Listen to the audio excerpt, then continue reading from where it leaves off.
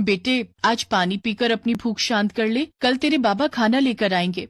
माँ, तुम रोज कहती हो और हमें रोज पानी पिलाकर सुला देती हो। इतना कहकर बंटी जोर जोर से रोने लगता है। बंटी को रोता देखकर चंपा की आंखें भी भर आईं।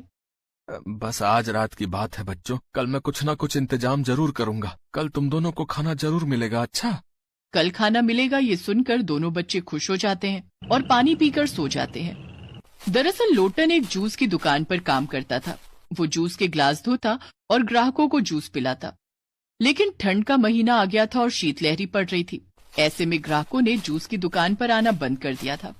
दुकान घाटे में चलने लगी, जिस कारण दुकान के मालिक ने लोटन को काम से निकाल दिया। काम छूट जाने के कारण लोटन का परिवार दाने दाने को मोहताज हो गया था। लोटन रोज काम की तलाश में बाहर जाता, लेकिन ठंड बहुत ज्यादा पड़ रही थी, जिस कारण उसे कहीं काम नहीं मिल रहा था। उस दिन लोटन ने बच्चों को बोल तो दिया था कि कल खाने का इंतजाम कर देगा, लेकिन उसे रात भर नींद नहीं आई। दूसरे दिन लोटन काम की तलाश में घर से बाहर निकला। उस दिन घना कोहरा था, दिन में भी अंधेरा छाया हुआ था। सुबह से शाम हो गई, लेकिन लोटन को कोई काम नहीं मिला। लोटन उस दिन भी उदास मन से घर लौट रहा था। बंटी और बिक्कू मेरी राह देख रहे होंगे कि बाबा आएंगे और खाना लाएंगे, लेकिन मैं आज भी उनके लिए खाना नहीं ले सका। अब उन्हें क्या जवाब दूंगा? हे भगवान, तू ही मेरी कुछ मदद कर। ऐसा सोचता हुआ लोटन रास्ते में जा रहा था, तभी उसका पैर किसी चीज से टकराया। ये क्या है? लोटन ने वहां गौर से देखा तो मुर्गा मुर्गी का एक जोड़ा सड़क के किनारे दुबका हुआ था और ठंड से बचने की कोशिश कर रहा था। लोटन को उन पर दया आ गई। उसने मुर्गा मुर्गी को अपनी गोद में उठाया और घर ले आया। बाबा, खाना लाए हो ना? बंटी बेटा, खाना तो मैं नहीं ला पाया, लेकिन देखो मैं तुम लोगों के लिए क्या लाया हूँ।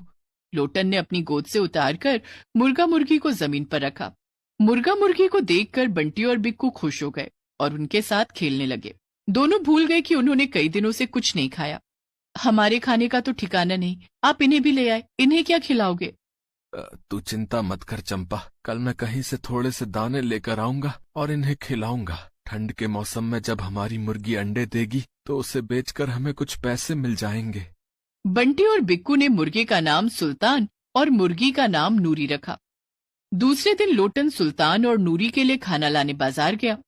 उसने एक दुकानदार से थोड़े से अनाज मांगे।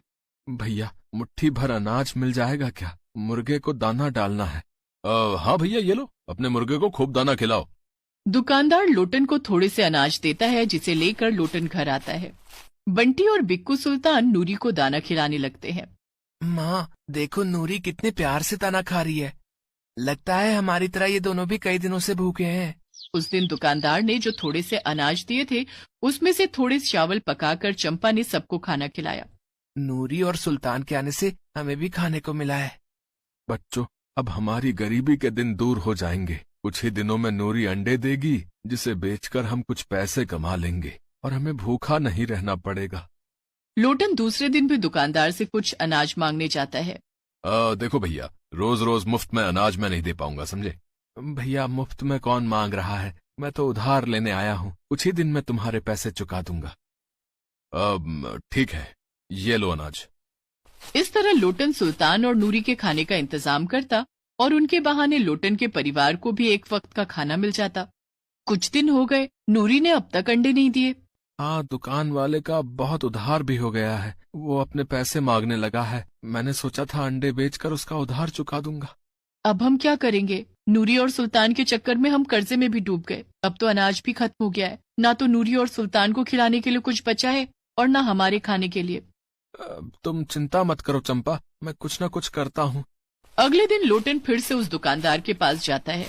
लोटन को देखते ही दुकानदार भड़क उठता है और उससे अपने पैसे मांगने लगता है। भाई, मेरे पास अभी पैसे नहीं है। मेरी मुर्गी अंडे देगी तब मैं तुम्हारा उधार चुका दूंगा। कई दिनों से तू यही बोल रहा है। पता नहीं तेरे पास मुर्गी है भी या नहीं। अगर कल तक मुझे मेरे पैसे नहीं मिले ना, तो तेरे घर आकर पैसे वसूल कर लूंगा मैं। लोटन को उस दिन बहुत बुरा लग रहा था। लोटन वहां से जाने ही वाला था कि किसी ने उसके कंधे पर हाथ रखा और उसका नाम पुकारा। लोटन? लोटन ने पीछे मुड़कर देखा तो एक सन्यासी खड़े थे।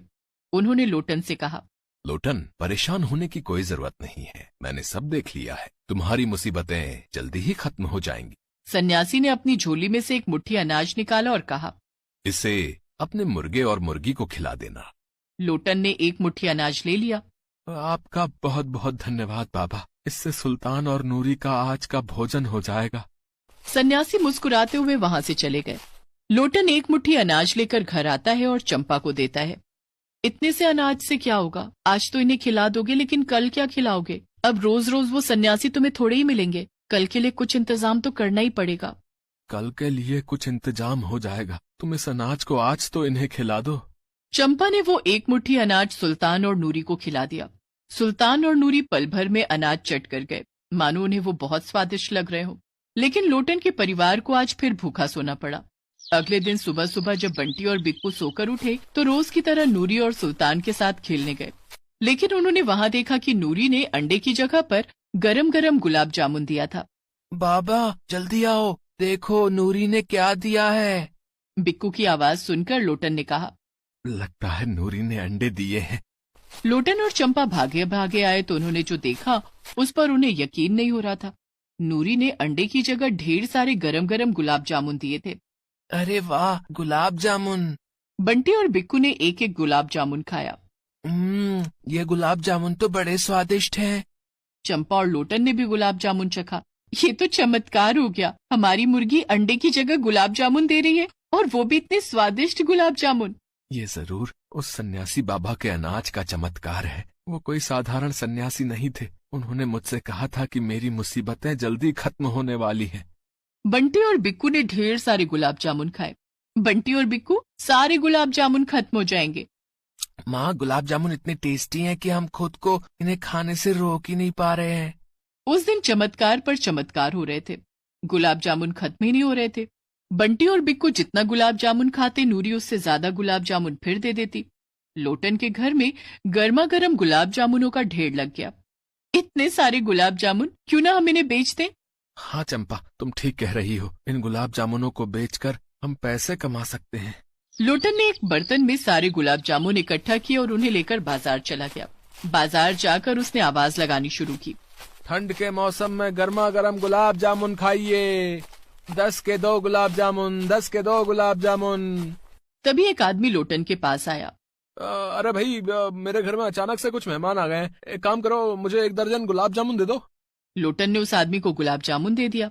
वो गुलाब जामुन जब मेहमानों ने खाया तो वे भी जाते समय लोटन से गुलाब जामुन खरीद कर ले गए। धीरे धीरे लोटन के सारे गुलाब जामुन बिक गए।